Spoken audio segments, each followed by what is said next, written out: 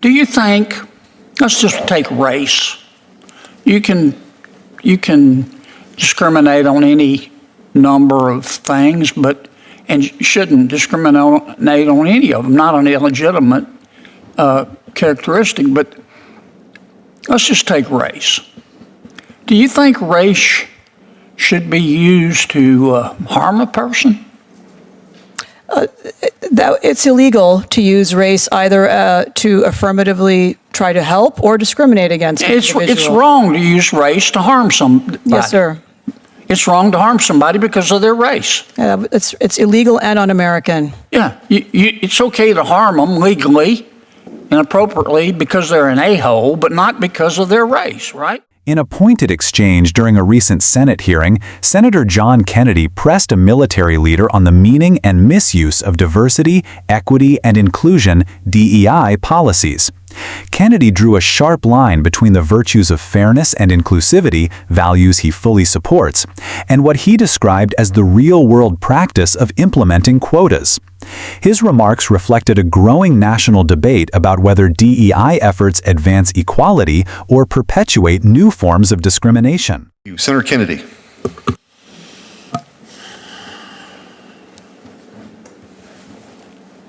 Thank you, Mr. Chairman. General, how are you? I'm well, sir. Thank you. Good. General, you believe in diversity, don't you? I do, sir, yes. Yeah.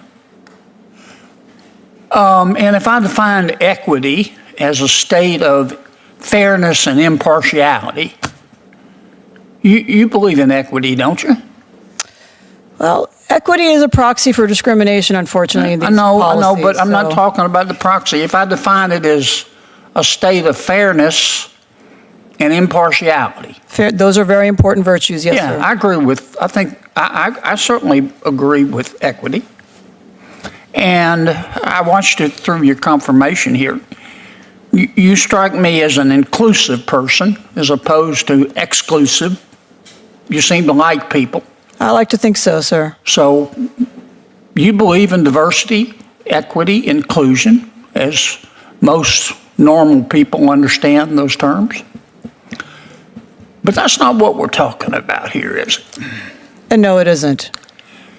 Diversity, equity, and inclusion, as many institutions and people in America like to use it, are talking about quotas, aren't they? Yes, unfortunately, quotas have become the proxy for that vaunted slogan. So when someone says diversity, equity, inclusion, we're talking about quotas. Let's be honest. Quotas and discrimination. Do you think, let's just take race.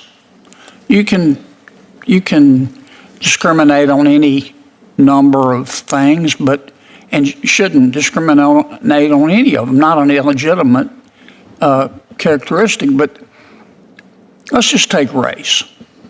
Do you think race should be used to harm a person? It's illegal to use race either to affirmatively try to help or discriminate against an individual. It's wrong to use race to harm somebody. Yes, sir. It's wrong to harm somebody because of their race. It's illegal and un-American. Yeah, it's okay to harm them legally and appropriately because they're an a-hole, but not because of their race, right? Yes, sir. Now, it's also wrong and illegal to help somebody because of their race. That is correct. I mean, that's illegal, right? Under our Supreme Court precedents and our laws, that is correct. Okay. But we still have institutions, even after the Supreme Court's opinion, we still have institutions in America, some in government, certainly some in the private sector. I'm thinking of some of our universities who insist on implementing quotas. And that's what you're going after, as I understand it. I'm aggressively seeking to end those quotas. They're illegal and un-American. Okay. And that's really what we're talking about, is quotas. And the American people don't support quotas. They just don't. I mean, I think first of all, most Americans don't think about race as much as people in Washington, D.C. do. The American people they understand that souls don't have a color. They believe that to a bear, all of us taste the same, like chicken. So this obsession now with diversity, equity, and inclusion, it's not really, I mean, it's a pretty phrase, but it's not diversity. Who's against diversity? That's like being against golden retrievers. Who's against equity? Who's against inclusion? So they pretty it up, but they're really talking about quotas. And it's illegal. And it's immoral. And it's un-American. And it exists. And I'm watching it happen in our universities. You know, I mean, Harvard, I wish it weren't the case. Incredible university, really bright people, but it's clear they believe in diversity and equity and inclusion and the right to hurt Jewish people. What did we come to? Any closing comments? I said too much. No, Senator, I agree with you, and I will say that the whole of this government is dedicated towards providing equal opportunity for all Americans. And anti-Semitism on our campuses is a shocking problem, but we've actually made great progress just in these first 100 days on that front. So thank you for your attention to these issues. General, don't let the bastards get you down, okay? Thank you. Senator John Kennedy began his questioning with a straightforward tone, asking the witness, a general, whether he believed in diversity. The general answered in the affirmative, affirming both diversity and equity as important virtues when defined as fairness and impartiality. Kennedy acknowledged the value of those ideals, noting that no reasonable person opposes diversity, equity, or inclusion when they are understood in their traditional sense.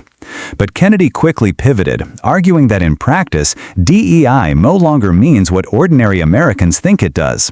Instead of inclusiveness, Kennedy contended, DEI has become shorthand for quotas, systems of preferential treatment that elevate some individuals while discriminating against others based on characteristics like race. He pressed the general on this point, asking bluntly, "We're talking about quotas, aren't we?" The general agreed, responding that quotas have indeed become the proxy for DEI in many institutions. Kennedy then drilled down into the legal and moral issues surrounding race-based decision-making. He asked whether race should ever be used to harm a person. The general replied firmly, no, it is both illegal and un-American to use race to harm anyone. Kennedy agreed, adding a characteristically blunt quip. It's okay to harm them legally and appropriately because they're an a-hole, but not because of their race. The chamber erupted with laughter at the senator's plainspoken style. But Kennedy wasn't done. He asked the general if it was equally wrong to use race to help someone, in other words, to give preferential treatment. The general affirmed that, under Supreme Court precedent and existing law, it is also unlawful. Kennedy underscored this point, noting that while Americans overwhelmingly support fairness and opportunity, they do not support quotas. He argued that most Americans do not dwell on race the way elites in Washington or on college campuses do. Instead, he said, they recognize a universal truth: souls don't have a color. The senator took aim at what he called the obsession with DEI in American institutions, especially elite universities. He criticized Harvard by name, saying the school's approach to DEI has led to active discrimination against Jewish students. What have we come to? Kennedy asked, suggesting that institutions use lofty words to mask policies that are discriminatory, immoral, and un-American. The general largely agreed with Kennedy's framing, emphasizing that the government is committed to equal opportunity for all Americans and highlighting recent steps taken to combat anti-Semitism on campuses.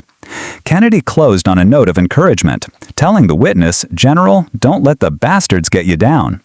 The exchange showcased Kennedy's trademark mix of sharp legal reasoning and colorful humor. It also highlighted a fault line in American politics, whether DEI is a necessary corrective to historical inequities or a misguided policy that undermines merit, fairness, and true inclusion. For Kennedy, the answer is clear. Quotas, no matter how they are dressed up, have no place in America. Senator Kennedy's fiery critique of DEI programs struck at the heart of a broader national debate. Supporters of DEI argue that such policies are needed to open doors for historically marginalized groups, while opponents like Kennedy contend they amount to discrimination by another name. By framing the issue around fairness, impartiality, and equal opportunity, Kennedy delivered a message designed to resonate with Americans across the political spectrum. The hearing left no doubt Kennedy intends to keep fighting against what he views as unlawful and un-American quotas.